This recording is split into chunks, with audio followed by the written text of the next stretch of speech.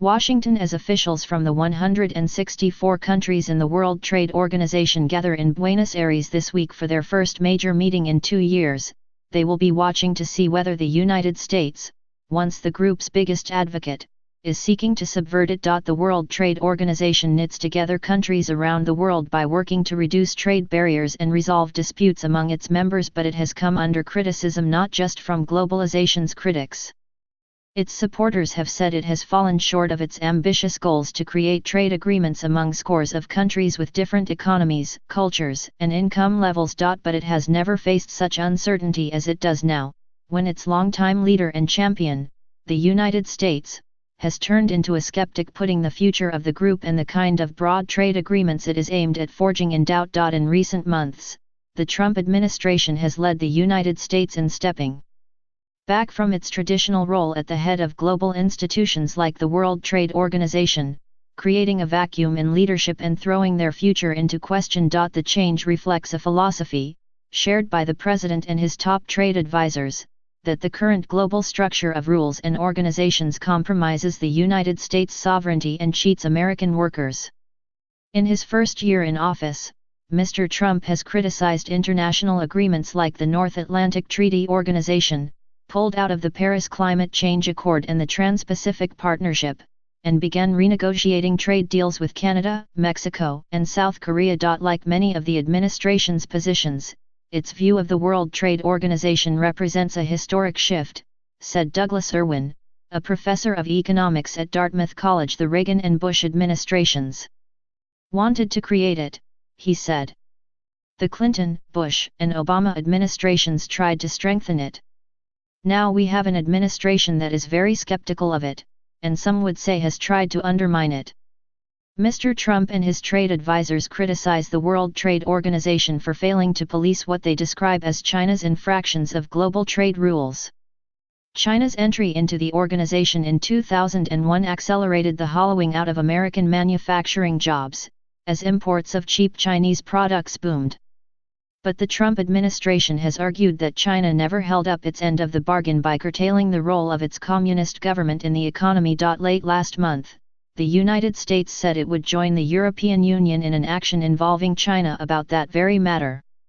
In discussing that dispute, a senior White House official said that it was unclear whether the World Trade Organization could work when China, the world's second-largest economy, clearly did not share the goal of moving toward a market-based system. But what the Trump administration intends to do about the organization's perceived shortcomings is less clear.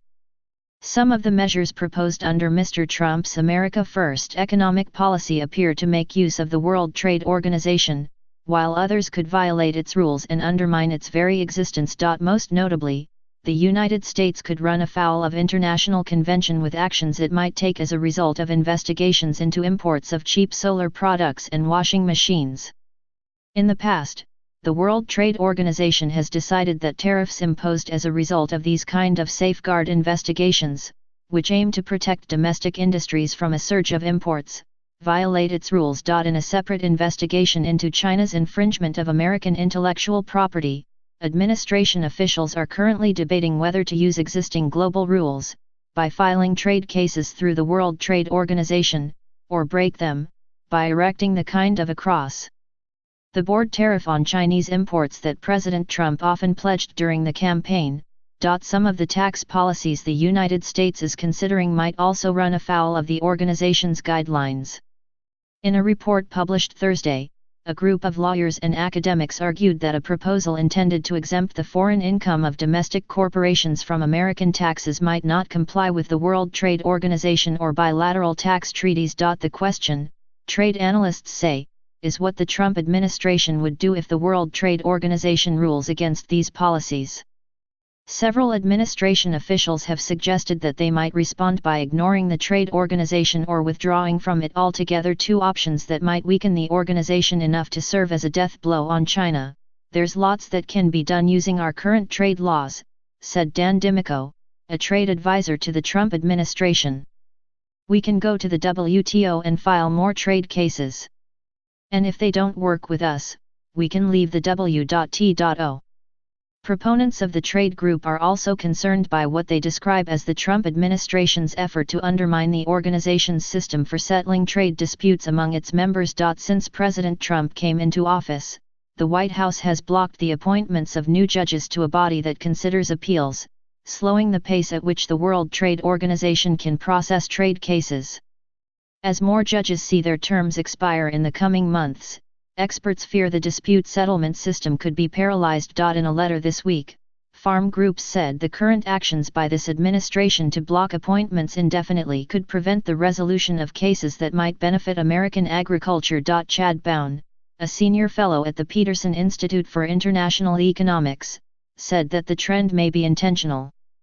Mr. Trump's top trade negotiator, United States Trade Representative Robert Lighthizer, has been critical of the appellate body for passing judgments outside the scope of the original World Trade Organization agreement, akin to what some in the United States term judicial activism.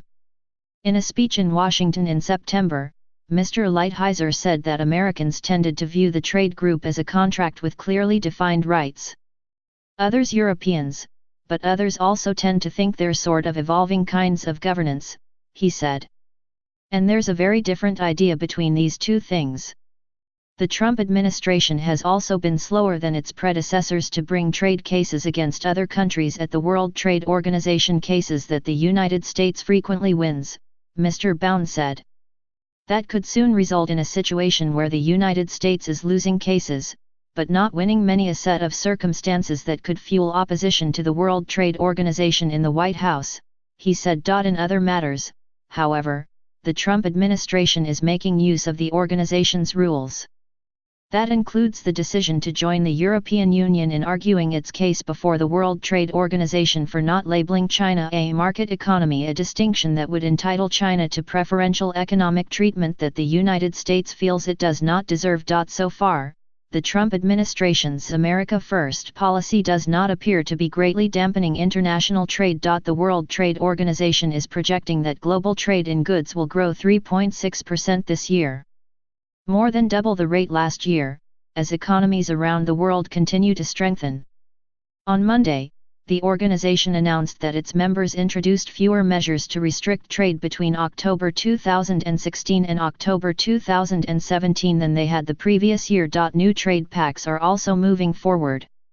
On Friday, the European Union and Japan announced that they had finalized a deal to create a sweeping new free trade agreement. During President Trump's trip to Asia, in which he proclaimed that the United States was no longer entering into multinational trade agreements, the 11 remaining countries of the Trans-Pacific Partnership pushed ahead with forming the pact. Few trade experts expect much progress out of the meeting in Buenos Aires, which runs through December 13. It's unclear whether the members will reach a consensus on new rules on global fishing. Other recent efforts toward reforming digital trade and services that were formerly pushed by the Obama administration now appear to be bogged down. Every country in the world hates the WTO, they just hate all the other alternatives worse, said Rufus Yerxa, the president of the National Foreign Trade Council and the World Trade Organization's former deputy director general. That's really the lesson that the U.S. has to draw. It's easy to hate some system of rules. The question is, what's the alternative?